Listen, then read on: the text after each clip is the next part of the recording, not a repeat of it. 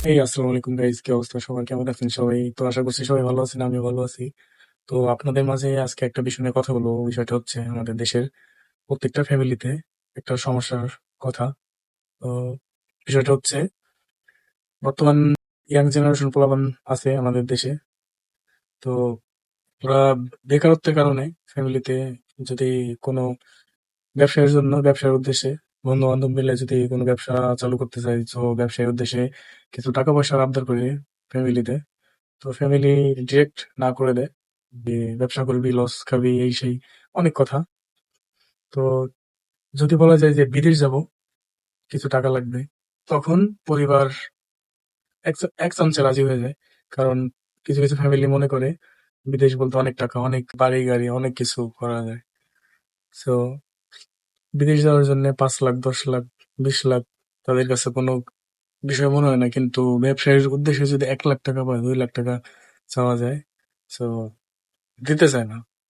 তো এই জন্য বাংলাদেশে বেকারত্ব, শিক্ষিত বেকার, স্কুল কলেজ ভার্সিটি পড়া শেষ করে অনেক বেকার বেকার ঘুরে বেড়ায় এখন।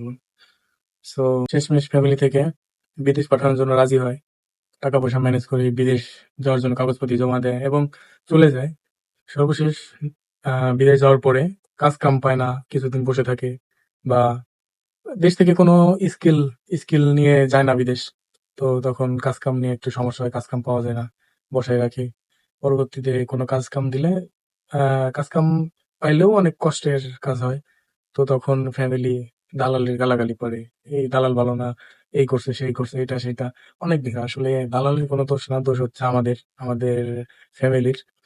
তো ফ্যামিলি যদি এই বিদেশ না পাঠিয়ে সেই টাকা দিয়ে যদি দেশে যদি কিছু করতে দেয়, তো এখনকার ইয়াং জেনারেশন জানি অনেক কিছু করে দেখাইতে পারে। আর ভাই বিশ্বাস করেন, আমরা যারা প্রবাসে থাকি, আমরা এই প্রবাসে যে কষ্টটা করি, একটানা 10-12 ঘন্টা ডিউটি করি, তো এই টাইমটা যদি আমরা দেশে দিতে পারি, তো অনেক কিছু করা যায়। ঠিক আছে, কিন্তু আমরা এটা করি না। আমরা চলে আসি প্রবাসে কোনো স্কিল ছাড়াই।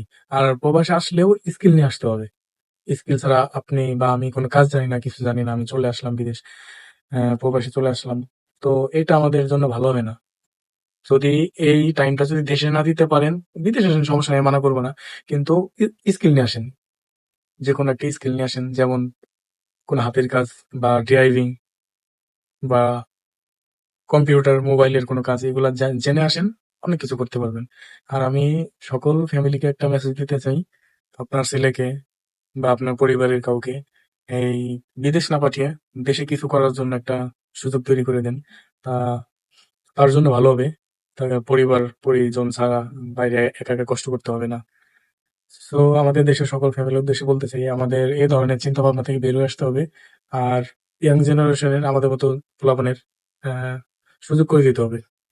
সো আপনাদের সাথে আজকে অনেক কথাই বললাম। তো আবার দেখা হবে আপনাদের সাথে অন্য কোনো ভিডিওতে। সো যারা যারা আমার ফেসবুক পেজটা ফলো করেন নাই, তারা তারা ফলো করে দিবেন, পাশে থাকবেন। ধন্যবাদ। আসসালামু আলাইকুম।